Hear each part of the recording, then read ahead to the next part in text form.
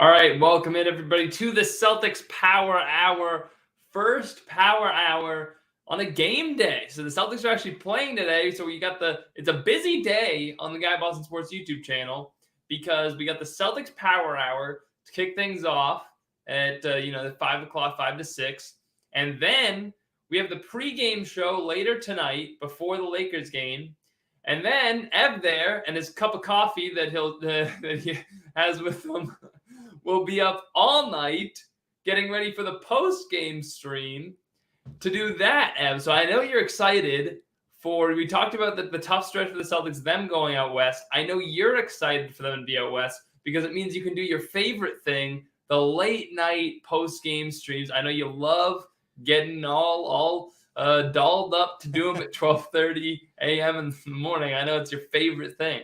Yeah, I mean, I got to switch my sleep pattern, my bedtime to go to sleep at like 2:30 now, which sucks. And talking about busy YouTube day for Guy Boston here, we had my picks videos, my NBA picks videos go live earlier today. So that is four videos coming out on the channel today, right? Picks. And I mean, and it's tough because it's like, when is the Celtics post game going to start? Is it technically going to start tomorrow?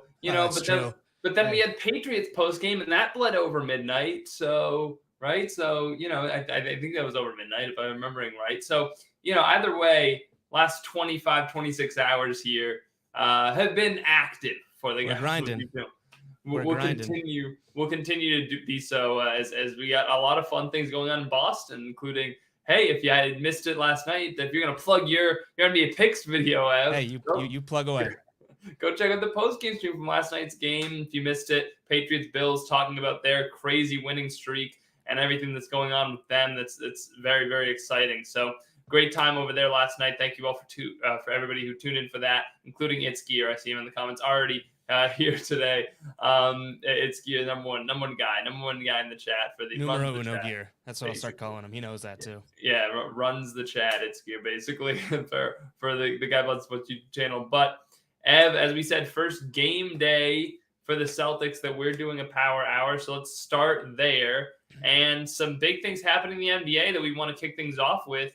The Indiana Pacers, there's been some thought given, apparently, based on reporting, that they are kind of giving up on the season, giving up on this current construction of their team, feeling like maybe it's time for a rebuild and looking at potential trade options for Miles Turner, Domantas Sabonis, and Caris LeVert. Those were the three main names that were mentioned. And it feels like anytime the Indiana Pacers are brought up, as far as trade stuff goes, the Celtics get roped into it. And for whatever reason, it's very easy to put the Celtics and the Pacers together in the trade machine. So, Ev, I'll just ask you, do any of those names I just mentioned interest you? They do interest me. I'm going to play the card that I feel like, it isn't the sexy answer, but it always depends on what you are going to be giving up. I've seen some crazy tweets today and everything like that, so we can get into some of those.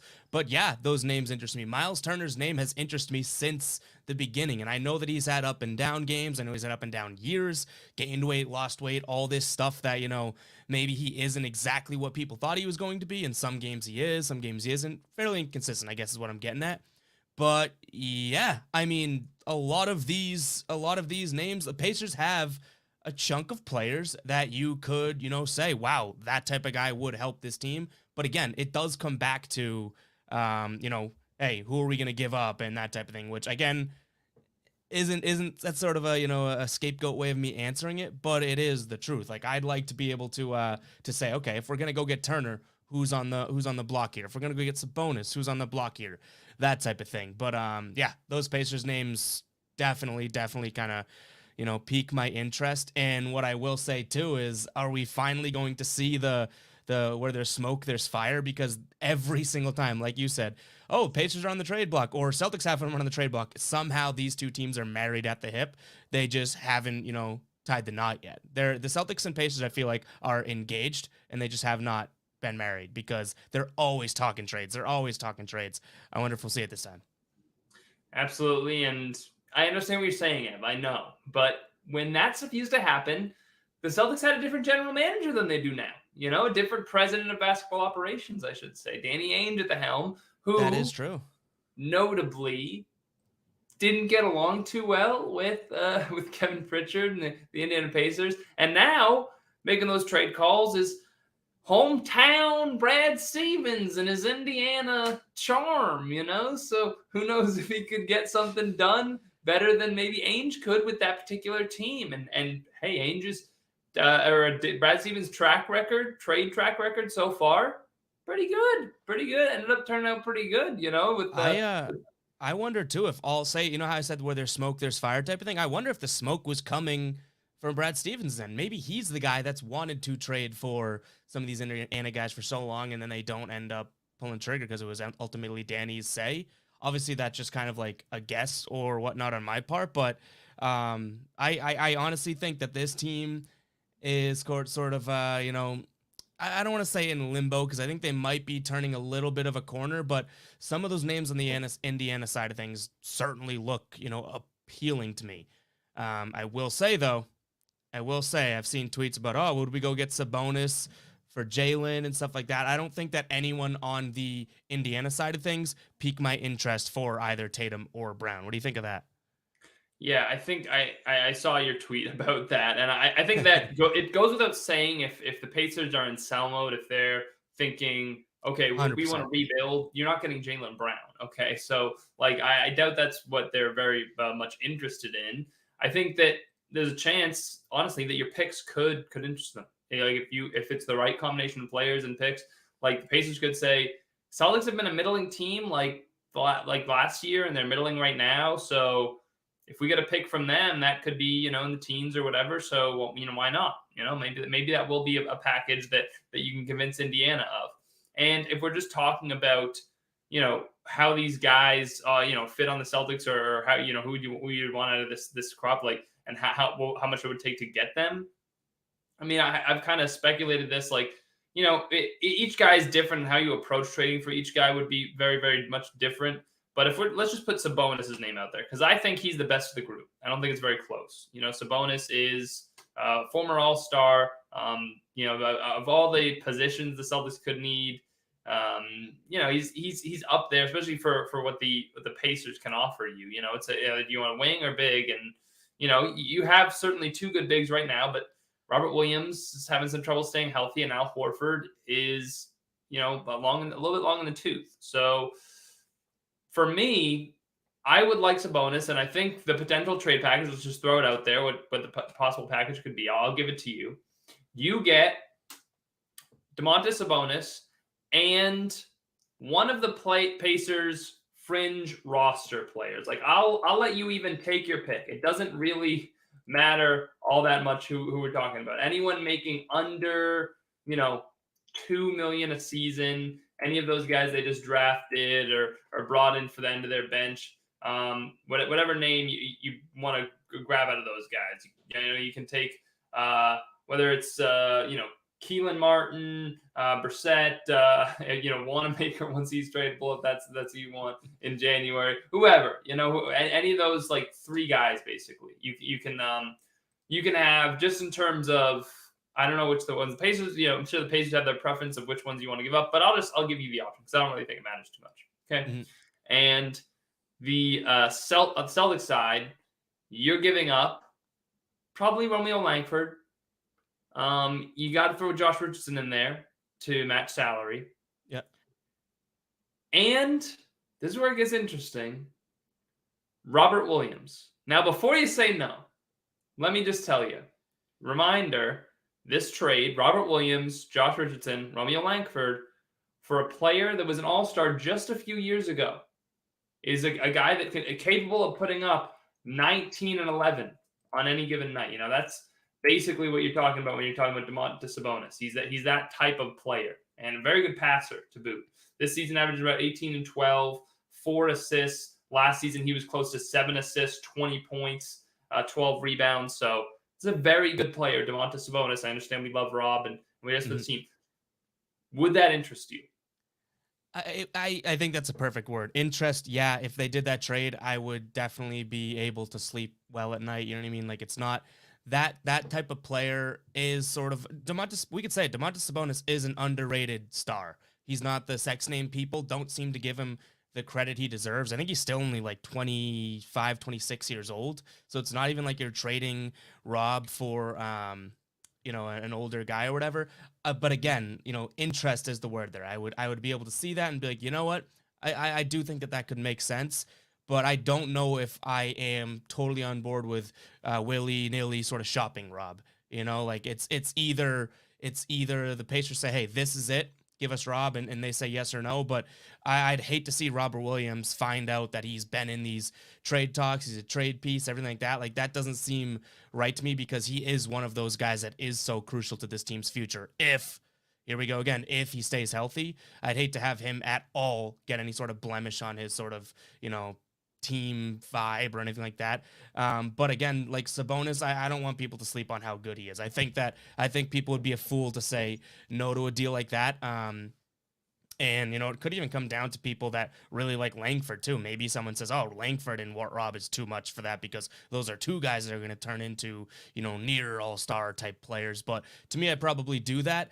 But it's not like an easy goodbye. I think that there's probably Celtics fans out there that say, no way, you don't trade Rob. But there's also Celtics fans out there that say, oh my God, he's always injured, I'm hopping on board, give me Sabonis right away. I'm kind of leaning more towards doing it, but I don't necessarily love it. Like, I could see Robert Williams go somewhere else and become a stud, and you still got a stud in return, but you're kind of like, what could have been with him? Does that make sense? Like, I'm saying yes, but I really am not going out of my way to shop that scenario. Yes, I understand where you're coming from, Ev. And look, I think that when you look at the Celtics roster, if you're trading Robert Williams for Domantas Sabonis, you are drastically changing the dynamic of your team. You are changing drastically the way you play basketball, because you suddenly go from a team that is very versatile defensively, emphasizing that side of the ball, to a team that has a player who is, yes, sure, very talented offensive player in terms of passing, in terms of scoring, in terms of rebounding, including offensive rebounding. But you're giving up a lot on the defensive side for that. So you're going to have to play differently. And I understand people's trepidation when it comes to that. But Sabonis is so good that I feel like it's worth it. Some people won't. I was asking this question today, genuinely. Like, would you want Sabonis on this team if it meant giving up Rob? And people were a little bit apprehensive about it because, and I think that is fair, right? You're saying that too. Like, this is a scenario that both sides could be right. Like, it makes sense to me. It's not a clear cut. It's just, is that the way Ime Udoka wants to play? And is that the way the Celtics are going to be able to win? I mean, the Pacers are how far has Domantas Sabonis taken the Pacers? Not very far. And if you are the Celtics and you're trotting out a lineup there with Sabonis, how much does that hurt your defense? And so the idea of trading for Sabonis, putting him in the lineup, like, how much does he fit? How much does he need the ball? Does there start to be a problem there as far as facilitating the offense and how you keep things moving and yada yada yada? I see the potential issues and the potential pitfalls. At the end of the day, I still think Sabonis is an unselfish player. For considering his passing and everything like that. And I think it fits in with the type of offense you want to run, in that it's keeping the ball moving. It's, a lot of, screens and handoffs and whatnot. And Sabonis is going to be really good at that for you if you're able to land them. Will it happen? I don't know. It's interesting. To me, Sabonis is like a better Vucevic. Like, he's just a little bit better than Nikola Vucevic at most things. So this is like when we came back to the Nikola Vucevic topic. And he's a lot younger than Vucevic is too. So, all of that should give you a lot of reason why, like, if you're the Celtics, you should maybe try to get this done. I just worry that because of their kind of mindset as far as how this team is supposed to be constructed and how this team can win, which is on the defensive side, will actually give them too much pause and stop them from actually wanting to make a move like this. And I could see that happening too, because again, like, though this team maybe has started to turn around that defensive, mindset and everything at the beginning of the year, they weren't doing that. I'm going to give the benefit of the doubt to that's them trying to let things click and figuring things out. Udoka in the offseason going into this year, still how he talks now is very much defensive minded. Whether we see that game in and game out, that doesn't really matter. You said it, and it kind of stuck with me. Is that the way that he wants to coach? That's pretty big in having a first year coach. And now you kind of throw a, hey, we knew what your sort of game plan and your idea was when we hired you. And, we had you sort of think about this all year long, what the plan was, what our game plan is, everything like that. They go and throw a sort of a 180 on this and say, hey, everything you've prepped for as a first year coach now, you don't even know how to necessarily adapt as a normal head coach in this NBA. You've only been doing it for half a year. Now try and spin it, put it on its head, and let's look towards more of the offensive end and whatnot. It could be sort of like is that worth the effort? Is that worth relearning? Because again, you are learning. It's not as simple as, oh yeah, you're plopping Sabonis on this team and, now you're a better team because you have more talent. You are losing one of the more talented guys on your team in Robert Williams. And I believe that, injured, not injured, whatever you want to say, Robert Williams, losing him would be a loss. You would just hope the gain's bigger, but who knows? Maybe the loss would be bigger. That's why I say both sides of this sort of yes or no in terms of doing that trade could turn out correct. Like, I wouldn't be surprised either way. And if there's that much question, I don't know if you just roll the dice. So I also wonder from this standpoint if it works with how the Celtics are built, in that there's some other possible moves they can make here. And if you're trading for Sabonis, you're probably waiting for the Pacers to deal Miles Turner first, because how much interest are the Pacers going to have in a package centered around Robert Williams if they're rebuilding? Like, is that the move that they really want to make? Like, is Robert Williams still considered, as he goes into his fourth year and approaching his fifth year, is he still a piece that the Pacers will consider, oh yeah, this is a young, prospect that we can kind of build around, or maybe not build around, but, can be a young piece as we approach our rebuild? Like, if they're going into a 4 or 5 year rebuild, like, yeah, Robert's under contract, but is he that much? He's a year younger than Miles Turner, and he's only, a few years younger than Sabonis. So that's true. Are the Pacers looking for higher picks for these guys? Are they looking for, like, what is that exactly the trade that they're trying to make? And if they can't find certain deals, like, does it make sense to have Robert Williams and Miles Turner together on the same team? Which, I'm not sure if the Pacers are going to want to do that. I'm not sure that they're gonna want to bring them in. So there's the other side of this, which is the Pacers side. Like, you can put together a good package, like Josh Richardson, Romeo Langford, and Robert Williams. That's a good package to get back. Those are three players that are all pretty good. But from the Pacers perspective, it's like those guys might not have the same value to us as they do to somebody else, like if we're going into a rebuild. So it's a little bit different of a math equation. So unless you can reroute those guys somehow, get another team to give up picks and send those to Indiana, then you might be SOL in terms of this. But I like the idea of getting Sabonis on this team somehow, and this is really the only path to doing so. So you're just going to have to figure out a way to, make it all work, whether it's a 3-team or whatever you have to do. If Brad Stevens believes it the same way, and he wants to get Sabonis on the team, because, a playmaking center, when you think about when they first brought Al Horford in, like, it's helped the offense move, and what they've done in recent years a lot. It's really helped them. So I always thought Sabonis was the perfect replacement for Al. I was on the Sabonis thing early. Mm-hmm. I had said when Rozier was hitting free agency, or the year after his crazy playoff run when he was on an expiring contract, I jumped on the trade Rozier, and this is a guy you should try to make a deal around, because the Pacers need a point guard. Rozier for Sabonis, and try to make something work around that, because he would be the perfect replacement for Al Horford. And for whatever reason, they just, a lot of people were kind of against that. And, Rozier started to kind of tail off. Obviously, he's been a lot better now and really good now for the Hornets. But Rozier's value dipped, and you couldn't deal him anymore, and you didn't re-sign him. And then, Sabonis shot out of the sky and had his breakout year. So. Yeah.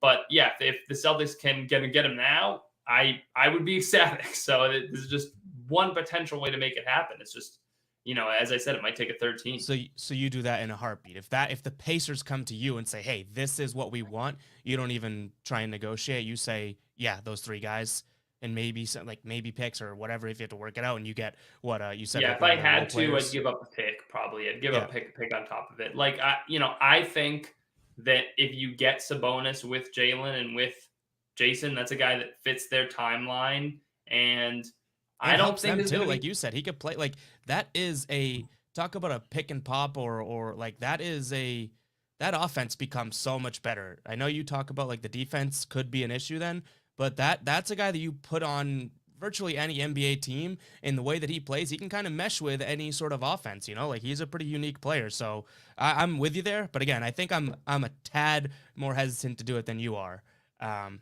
But like I said, my head would still rest on my pillow and I'd go to sleep with no nightmares if it were to happen, you know? Like I'd be okay with it. right. And I think that the idea of having just the three All Stars together is something you always have to do to me, and it always comes back to that. It's not much of a question to me, but I do want to talk about what it means from the Celtics side of things, from what some of the other names that we could potentially talk about, because you mentioned Miles Turner. Miles Turner is the popular name that everybody brings up right away because he's the guy that's been linked to the Celtics so much. If you trade for Miles Turner, should cost a lot less. I would say if you're Yes. trading for Turner, off the top of my head, I don't, I don't think it'll cost Rob. I don't think you're gonna have to give up Rob for him.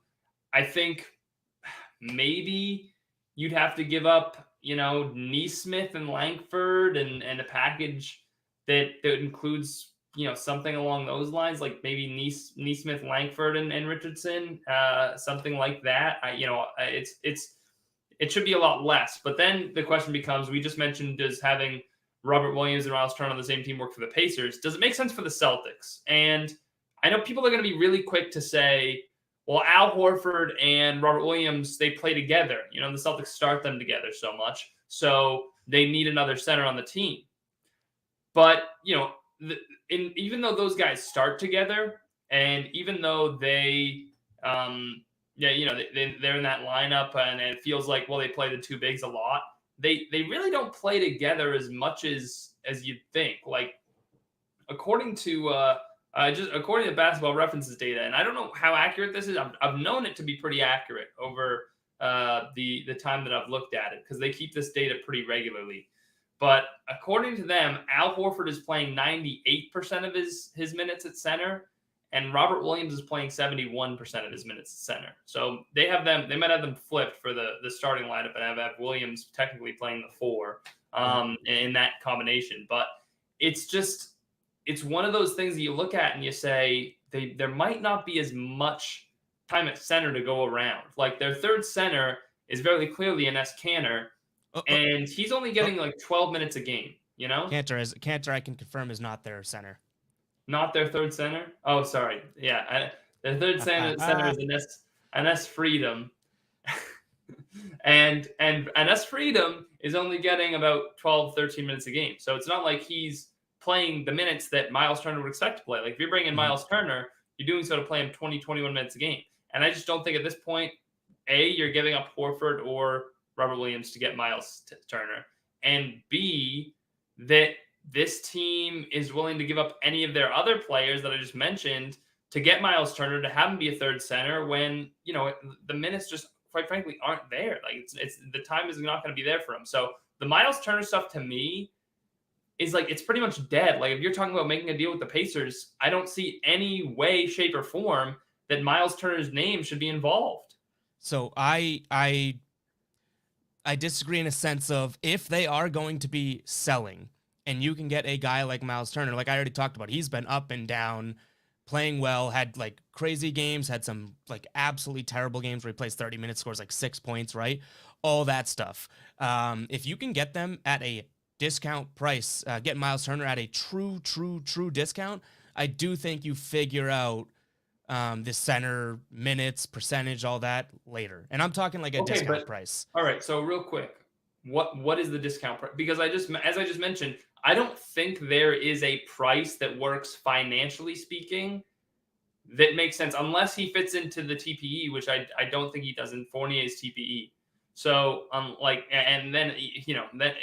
but we'll just start there. Like financially speaking, I don't think it works unless you're giving up some players that honestly you really don't want to give up. And you'd probably have to give up quantity of players over quality too when you think about it, Right. because you don't want to mix in, oh, to make the money work. Now you're talking some of the legit value guys. So I mean, fine. Even the deal you said, I would say is a discount. I think that I've just become, I guess, more numb to Neesmith and more numb to Langford than most, even though Neesmith looked okay. Josh Richardson, I think both you and I are pretty big Josh Richardson guys, but, you know, is he a long term guy here? Who knows? I know they extended him, but is that just to make him more valuable in trade? So take those three guys, and I could say that I consider that a pretty good discount for a kid that realistically his ceiling has been not even close to being reached yet. And I don't think that, given the three centers that we've mentioned here, one, you got to hope that they're all healthy. I get that. You have an injury-prone Robert Williams, you have an older Al Horford, and you have an Enes Freedom who has been playing better defense as of late, but that's never been his strong suit. I do understand what you mean with, are the minutes going to be there? But I kind of think Miles Turner comes in here and is probably your first or second best big man immediately. Like, I get that Al Horford's been playing so well. Robert Williams has been important this year. Miles Turner is that 7-footer that people have kind of been waiting for, that, you know, can block shots and everything like that.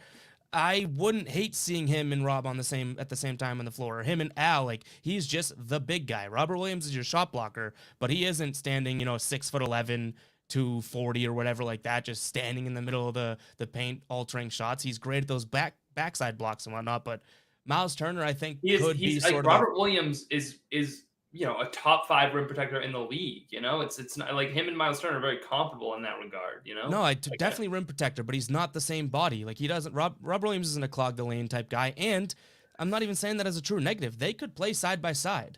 They both run the floor enough. Your offense immediately becomes less, spacious. I get that, but you're talking a true big man where, what did you say? Robert Williams is playing, at least by that standard, 70%, so 30% of his minutes are, at power forward. I yeah. don't see that to me is you cross that bridge and you get there. You get a bunch of guys, not a bunch of guys. You get a good guy here and you figure out the minutes there. Like, I get your point with Cantor's going to be, you're not going to just cut Cantor out and then play Miles Turner 12 minutes. No, you can. You can cut Cantor out. Like, that's I know, no, but I'm saying you don't just give Miles Turner only 12 minutes. No, like, right. There's got to be yeah, more minutes to go around there. I totally get that. But I do think that, like, Al Horford's older. Robert Williams seemingly can't stay healthy. I think it's less of a problem than you might think. And I do think that, that price tag of Richardson, Neesmith, and Langford could be at a discount. You don't have to even give up Smart, who I feel like for years has been a name mentioned, or, even higher caliber players. We're not talking about Rob here in a trade. Like, I think that Miles Turner could help this team. I'm not saying that he's going to go out there and, like, be all of a sudden a walking 20 and 15 and 4 block a game type player, but this center by committee seems like it works, and it has worked this year. I don't know if I fully trust it long term at all. I just can't see it making sense. Maybe it will. I don't know. Because they all bring something to the floor defensively. So who knows? It could. I just look at it and I say, in the modern NBA, you're going to have a 4-5 rotation of Miles Turner, Al Horford, and Robert Williams, and you're just going to rotate through those guys at those positions and basically go back to playing 2 bigs. I mean, how has that worked out for the Indiana Pacers? I mean, they've had it with Sabonis and Turner, and they've tried to make it work, and they haven't been able to. And that's why they haven't had Tatum, like this. Miles Turner on the Celtics is a better team overall than Miles Turner on the Pacers right now. Yes, but it presents a lot of the same problems. I'm just saying, I'm pointing out that, yes, the Pacers, as 2 of their centerpieces haven't been able to get it done. I understand what you're saying. Turner's not coming in as a centerpiece, but it creates some of the same problems that the Pacers faced defensively, having those 2 guys, clog the lane for your other players. I understand. Look, people are going to mention it, that Miles Turner is a good shooter for a center. And for a center, Miles Turner is a good shooter. But for any player that you could have out there next to Robert Williams, like, he's not, when you look at the different combinations you could have, let's say, the Celtics run a smaller lineup out there, and it's Schroeder with Richardson at the 2, Brown, Tatum, and Robert Williams, right? You're talking about having a Josh Richardson out there who, over the course of his career, somewhat inconsistent shooter, obviously, like has been up and really up and down. I know this season, it's been a little bit, it's dipped off after he started hot, and now it's more in line with what we've seen from, all season. But you're talking about having a player that is much more switchable out there, and everything like that, then you're going to get and then Miles Turner, who is having a good year from three this year, but over the course of his career, like you look at the last few seasons, 33%, 34% the year before. So, and obviously the number of attempts can kind of vary too. I'm going to look at it right Yeah, now. I give you I give you that because like I just looked up too. He's averaging 4.6 attempts per game, 5 attempts per. Like I don't want that. That is so far from why I'd want Miles Turner. Like It's just, truly, and but I brought Richardson's name up. Like you can throw better shooters out there too. It's just, and I understand. Miles Turner is doing good from three. He's doing better from three than I thought this season off the top of my head, honestly. Like the fact that he's up to 39% this year, which is a career high, to be fair, that's by far a career high for him. Like, great. He's only had one other season over, 35.5% in his entire career, in his entire 7-year career. So, are you banking on that? Are you banking on him coming here and being able to do that? Like, I don't know. It's just, it's a weird fit to me. It's an unnatural fit. And, it scares me. It scares me in the modern NBA to run lineups out there pretty much every night when those three are healthy of two bigs all the time, every game. Like you're going to run into teams that's going to be a problem against, even just, it's teams that like, look at tonight. I don't know when the Lakers are going to be able to run lineups with Anthony Davis at the 5 and LeBron at the 4, like, are you ready to have those face those guys defensively and be able to run the floor with those guys? I know the Lakers aren't any great shakes. Like the Lakers are in a bad way right now, and we'll talk about that a little bit too. But that's just the team they're playing tonight, so that's on my mind. But there's going to be other teams out there too that play smaller, are able to run, and just I don't know if they're going to be able to keep up with those guys. So I don't know. It's just. It does scare me. Double bigs, it feels like that's not the thing in the NBA anymore. That's not the trend. That's not what you're supposed to do. And if you throw it out there too much, it's going to burn you.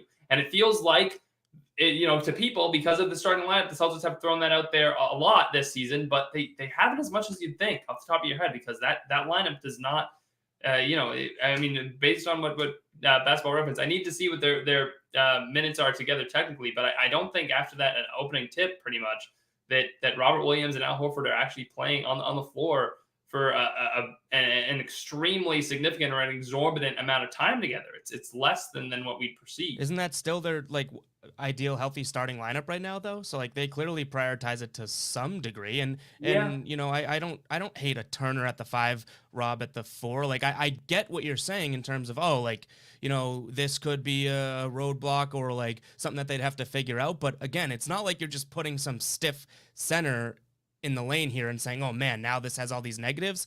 I feel like you gotta at least acknowledge some of the positives that Miles Turner would provide. You know what I mean? Can you picture a defense that's now anchored by Miles Turner and Robert Williams? And again, you say that that's two bigs, but Robert Williams is athletic enough, and sure, he would probably have to shore up his lateral defense, I guess, but that's a guy that's the size of a power forward. You know what I mean? I'm not truly worried about being oh man, can Robert Williams stick with a 4 or something like that?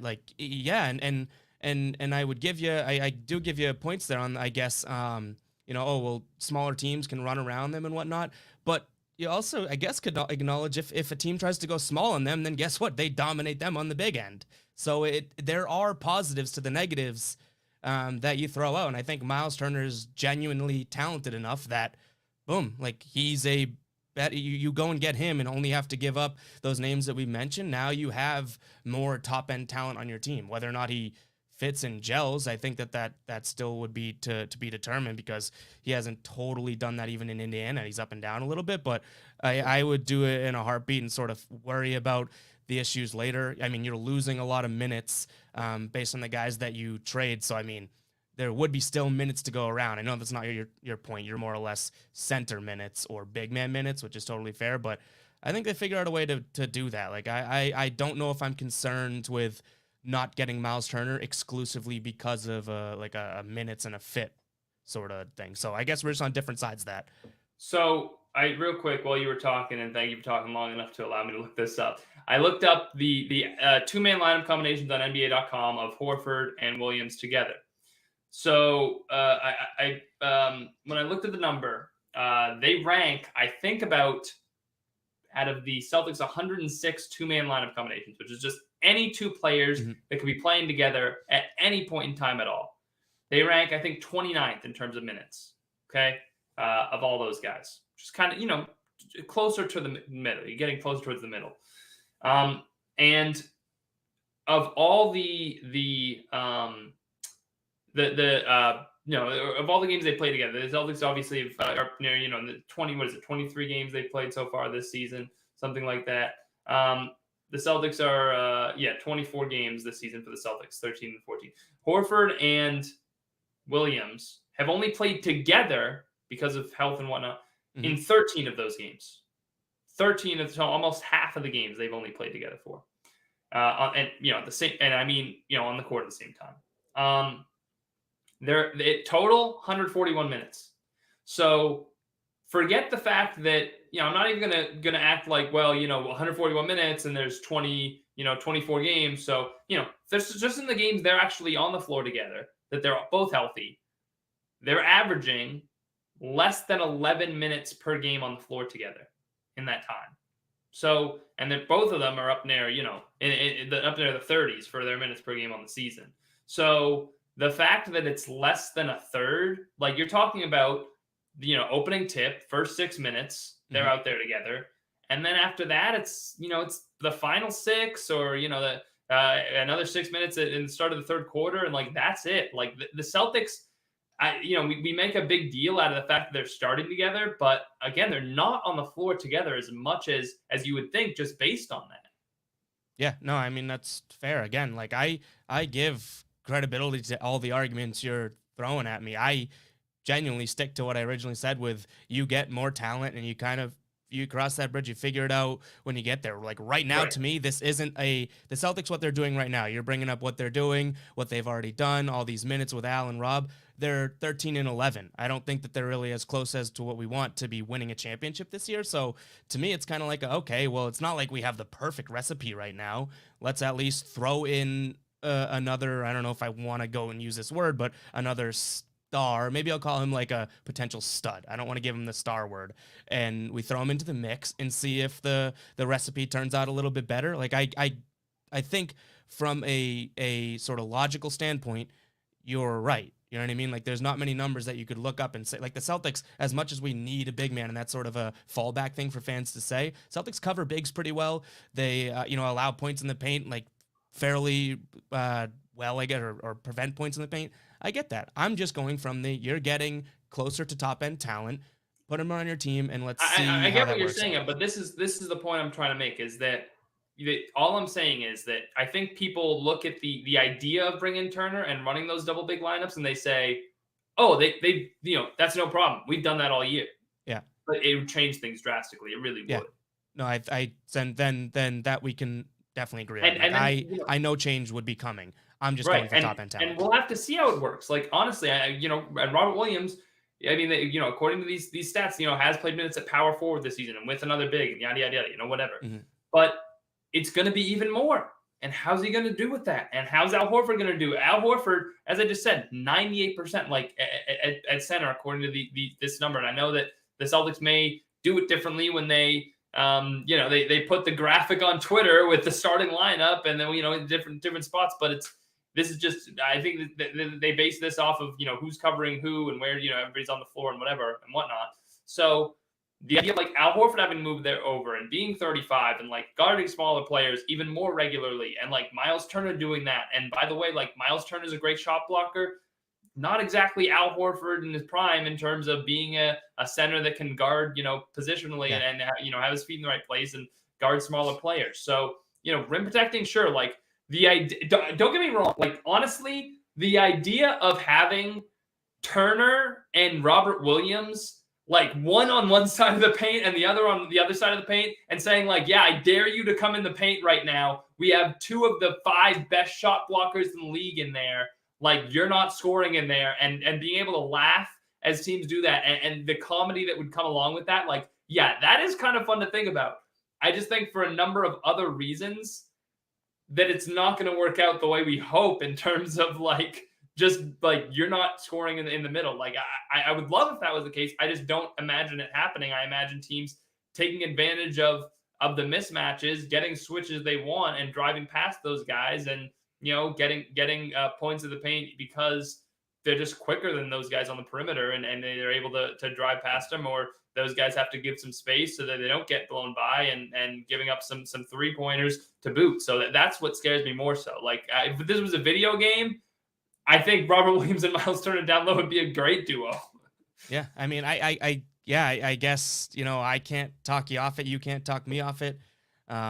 And I think you are making fine points, but to me, like, I am almost won over by that idea of, well, you're gonna have to make threes to beat us, and that type of thing. And you say someone's gonna blow by Robert Williams, well, just to that same point, okay, LeBron blows by Robert Williams, now Miles Turner's at the rim. If LeBron's playing the four or something like that, it is what it is. And again, like I think I've made it clear too. It's like I'm just getting talent on the team. Let's figure if I almost hope that we get to see. You know what? what Just happens. real quick to talk about that point, like and because it is a nice one. It is nice. That, oh yeah, LeBron blows by Rob Williams. Miles Turner's waiting for Oh him. yeah, but then Well, who's now, covering? Yeah, then who's yeah, covering? now he just yeah, now he just up the shooter. LeBron James is like woo, and like no. Jason Don't Tatum better overthink. Don't overthink my arguments. Leave them Jason as Tatum good better points. get better at those rotations. I need Jason Tatum to rotate over, and then I need Marcus Smart rotating over. I'm not worried about. But is Tatum going to be ready to do it? Is Brown going to be ready to do like all these guys? Like if you're not playing that way, there is a chance it could work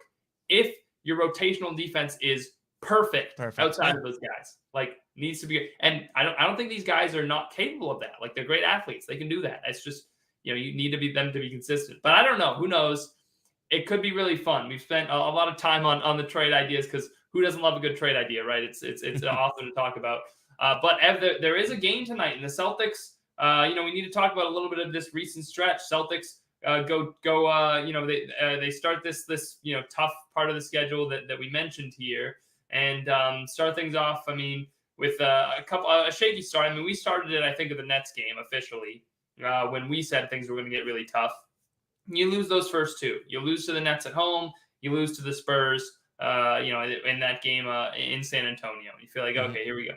Go back in, beat Toronto, great. Go against Philly. You beat them, and then you go on the road, lose to the Jazz, beat the Blazers. But 3-1 in their last 4. And since they started the actual trend of, we mentioned what was it exactly we said? It was something like I'm trying to think off the top of my head, 14 different cities in 14 games or something along those lines. Yeah, I forget what it was, but yeah, it ended up starting at that. Maybe it was because it started here, so I think it was maybe 8 different cities in 8 games or something along those lines. But nevertheless, starting things off actually not too bad, And guess what? Now you're at a point where 3 games left in this road trip, you're 1-1, and you're staring down at least over the next 2 games, 2 teams that are maybe a little bit worse than you thought they were going to be, depending on if you factored in Kawhi Leonard into the Clippers side of things. But Clippers sitting right around 500, Lakers sitting at 500, and 2 very winnable games, I would say, await the Celtics. So how are you feeling going into this next stretch, and about how the Celtics have played as of late?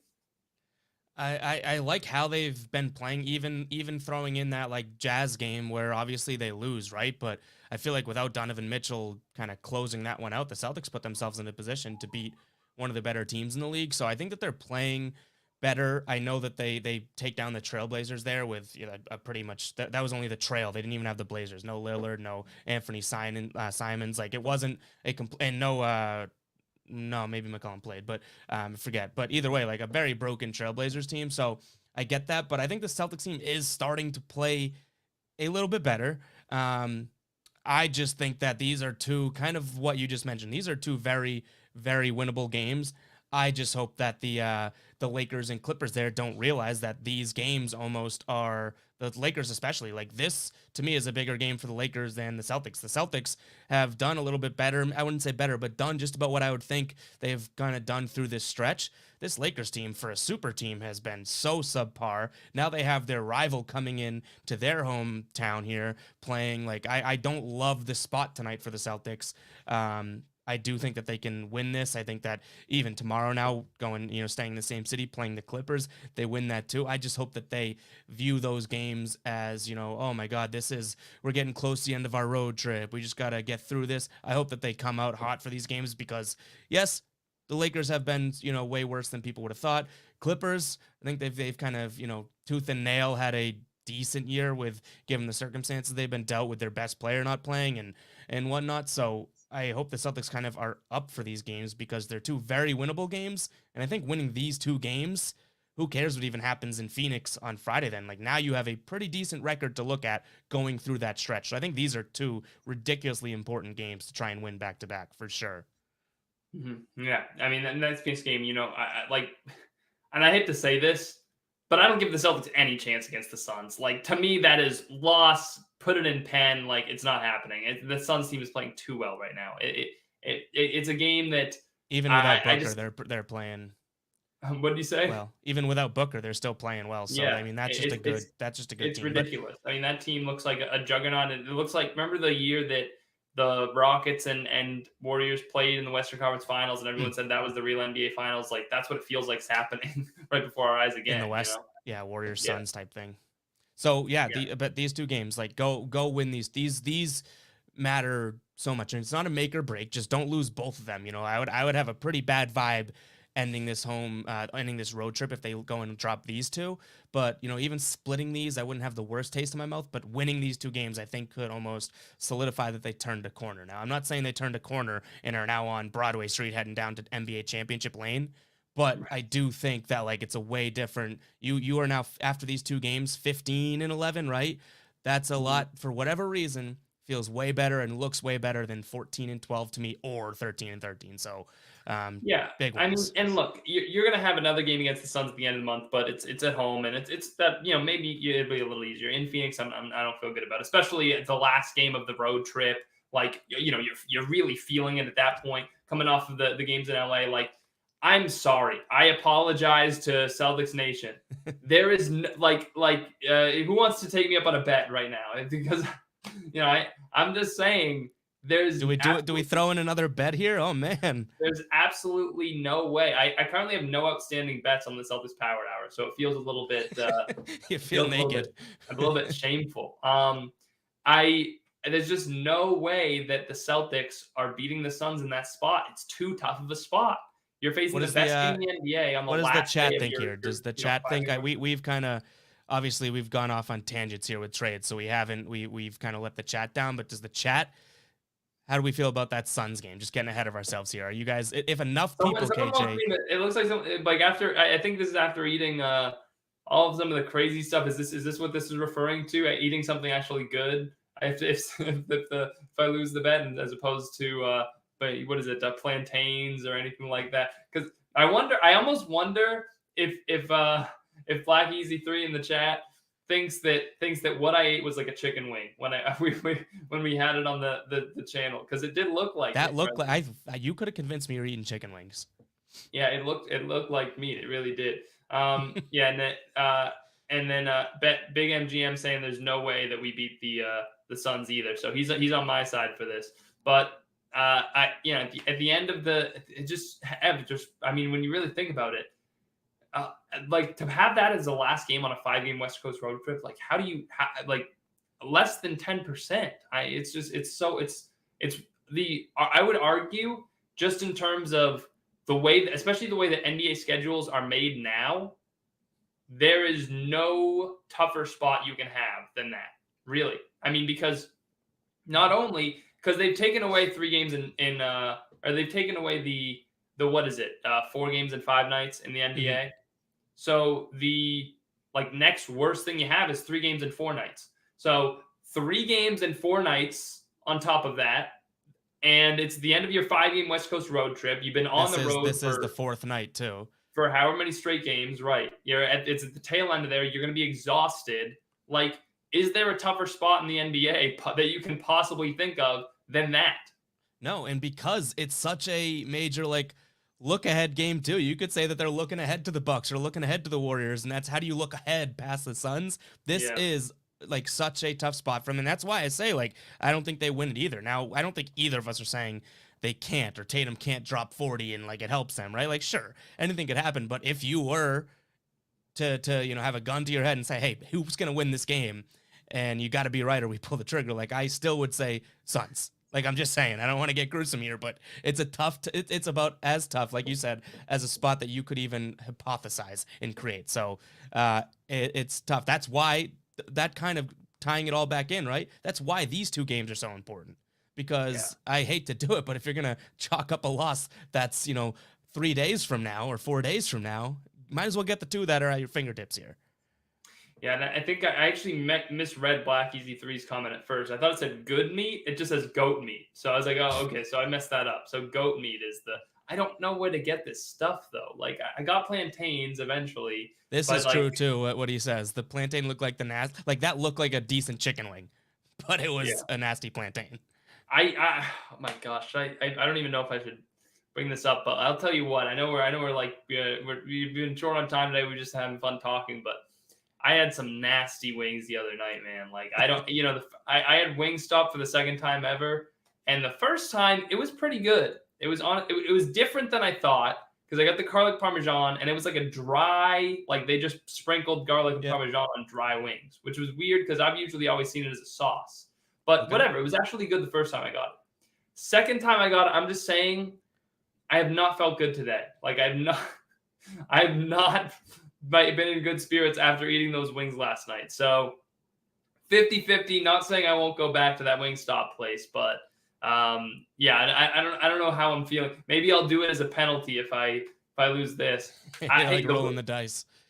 Look, the Wingstop is right down the street. If you guys want, I could say if the Celtics beat the Suns, I'll eat whatever the hottest wing is from this Wingstop place. And I'm sure that between the spice of the wing and what I would consider to be the quality of the wing that I'm getting from this Wingstop location, I would be I could die. So I like it. They're playing the Suns. You're gonna eat a hot wing. You're kind of sticking with the theme here. Wait. I see Mayhem in the chat now saying, what was the goat meat bet? I don't think we ever made a goat meat bet. No, I think that's got to be the plantains. I don't know. I think people have brought it up before. We've just never taken anybody up on it because there's two reasons why I haven't taken up the goat meat bet. One, I think it might be hard to find goat meat. Plantains, I've heard of generally. I'm in Florida. I think they're probably more popular in Florida.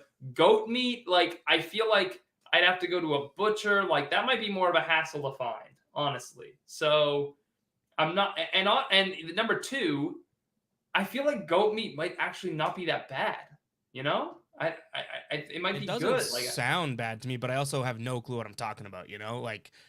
Is that just an animal? And you're saying the meat, which I don't know.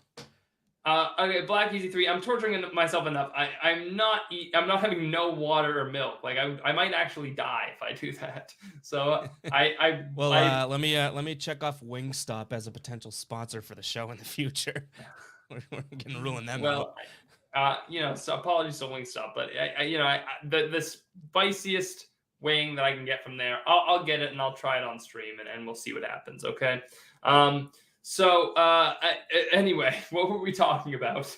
The Celtics, the schedule ahead and how they were playing. All right, I wanted to bring this up because I brought this up to you before the show, and it was something that Dan Greenberg, Barstool guy from on Twitter, great Celtics guy to follow. He tweeted this out, and it just piqued my interest. And Dan tweets a lot of great stuff, and he's a good guy, and I'm not calling him out here at all, but. As my camera dies, Barstool. So it seems like Barstool came into the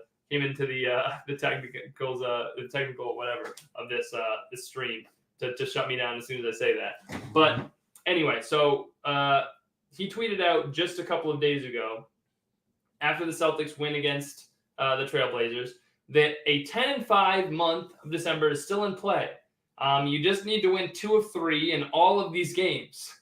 And I know Dan, Celtics fan through and through, like he's never going to waver in that. But to say that it's reasonable to assume the Celtics can win 2 of 3 in each of these, sets is crazy to me. Like it's literally insane.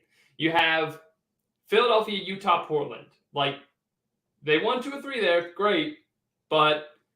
That was a lot to ask to me. Lakers, Clippers, Phoenix. We said that Clippers and Phoenix are Clippers and Lakers rather are 2 winnable games. Phoenix gets tough. Milwaukee, Golden State, New York, like asking them to win 2 of 3 there is a ton, like a ton. Then you got Philly and Cleveland, 2 good teams, and then Milwaukee, like the reigning NBA champions. Then Minnesota, Clippers, Phoenix. Again, you got Phoenix there at the end again, the best team in the NBA. The Clippers, about a 500 team, and it's like, to me, it's like, is it possible in a nutshell? Maybe, but like asking them to do it every single time, like that's a lot. Like, again, I think and the reason it struck me so much is because we talked about record predictions on the last show, and we were talking about 8, 7, and 8, 8 and 7, whatever it was, 9, and all this stuff. And to say like 10-5 to me is like, that's just like, that's asking a lot, because the way I perceive this stretch for the Celtics is just get through it and then start your run. Like, we shouldn't be talking about like climbing your way back now. And they've done so. Don't let this run. Don't let this run kill you.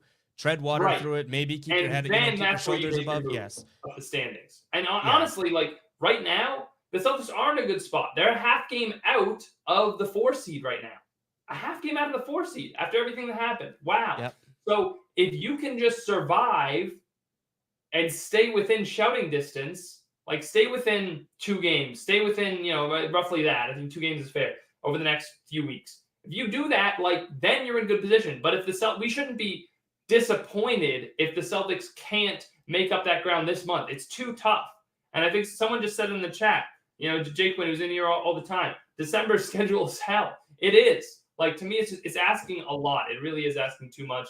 And to me, it struck me when I saw this, and I was like, they're not gonna, like, not that they're not gonna go 2-1 in this stretch, but like 2-1 against Milwaukee, Golden State, and the Knicks, like, that would be a miracle almost. I mean, I know if you go through a stretch like that and perform like that, you're genuinely talking a contending team now. Which, as big of a Celtics fan as I am, and biased towards the Celtics, like, I still think that this team is ways away from truly being contender. You're talking about plucking off 2 out of 3 of these contending teams, like, I know, and beating them one by one. And beating the Knicks is hard enough. Like, the Celtics have had enough trouble with them this season. Like, now you want me to beat the Knicks for sure, no doubt about it, and then take one of either Golden State or Milwaukee, like 2 of the favorites to win the NBA championship right now. Like, I can't, like, that's, and then the next stretch is Philly, Cleveland, Milwaukee. Cleveland 13-12, Philly 13-11, Milwaukee 16-9. So after taking 2 of 3 against 2 NBA Finals favorites and a team that's in the playoff hunt and you've struggled with all season, now you're asking me to take 2 of 3 over 3 of the teams over 500 in the East. Again, the Bucks, who you're facing again in that stretch on Christmas Day, like Cleveland, who's given you problems this season. Philadelphia and Joel Embiid, who's playing out of his mind right now. I know you just beat him, but like by 1 point. So it's like, is that really reasonable? Do you think at this point? Like, and then even on top of that, after going through all that whole grind, now I'm getting Phoenix, which you probably lose. You probably pencil that in as a loss. I won't pen it in like the one in Phoenix, but that's a tough. Again, Phoenix isn't losing to anybody right now, so are they really going to lose to the Celtics? And then you got the Clippers in Minnesota, and you're basically asking them to go 2-0 there. It's like, I have a hard time taking that as a reasonable expectation. Yeah, no, I mean, that it isn't. I don't think it's real. I mean, sure, it can happen, like we said, and I could grow a foot and I could go help the Celtics team. Anything can happen. Who knows? I'm still waiting for my growth spurt. But what I will say is that it isn't a thing to expect. Like, that is, if Celtics fans want to say that they're going to end the month like that and do that, like, guess what you're doing? You were just setting yourself up for disappointment, Even if they, what is it? You said 10-5, right? Or 10-5. Like, okay, screw 10-5. If you go, 9-6, now all of a sudden that's less than what you wanted, because it's like you're picking the highest of expectations and saying, hey, like, this is what they need to do. When we both said it, like, you don't need to go on a run through this. Like, if you prove that you can compete during this time, I think that's going to say a lot about this team. And then, early January and everything like that, then you start to pound teams and play better and, find your rhythm and everything right when you need to. This is not the time to exhaust all resources to try and close out a month of December perfectly. Like, I don't think it's a reasonable expectation to have as a fan, not even remotely close. Yeah, and I think that if they like we just mentioned, if they go 8-7, like fingers crossed, like A plus almost, like Because that means you they pass, probably beat the Bucks or beat the Warriors or won some of these games within that. You know what I mean? Like you that's take that. Yeah, right. absolutely.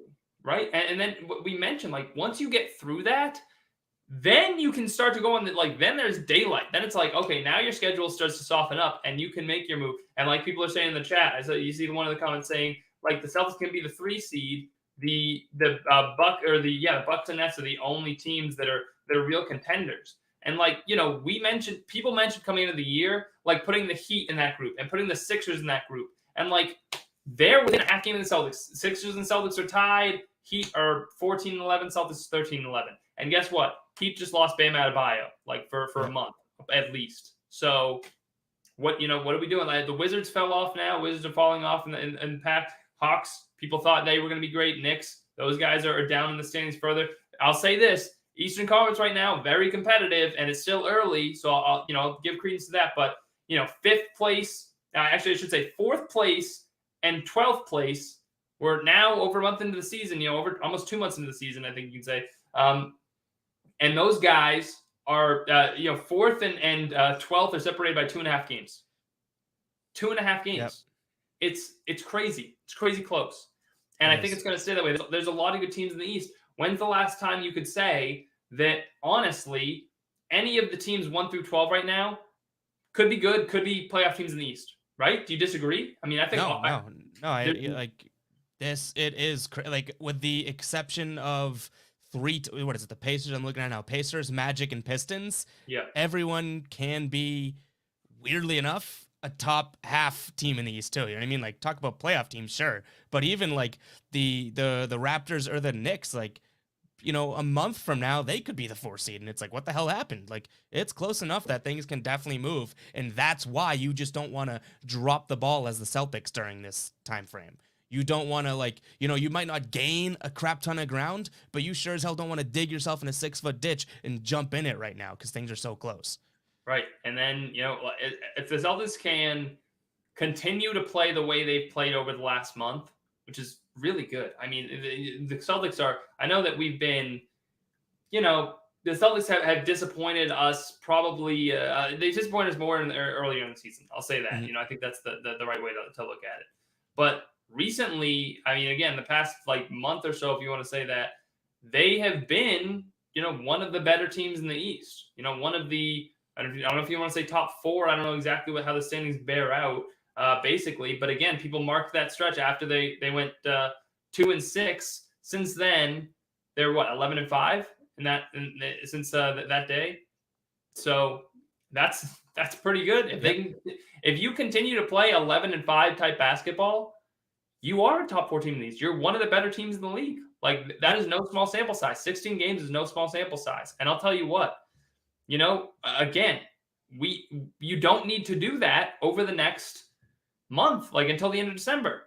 Just give me barely over 500, then get back to that level, and you are golden. You really Yep. are. And you're talking about being one of the better teams. And honestly, there were points this season where I didn't think we'd be talking about that. It's stunning to me that we're a month removed from being 2-6, and we're already talking about them like a little over a month removed, and they're already a half game out of fourth.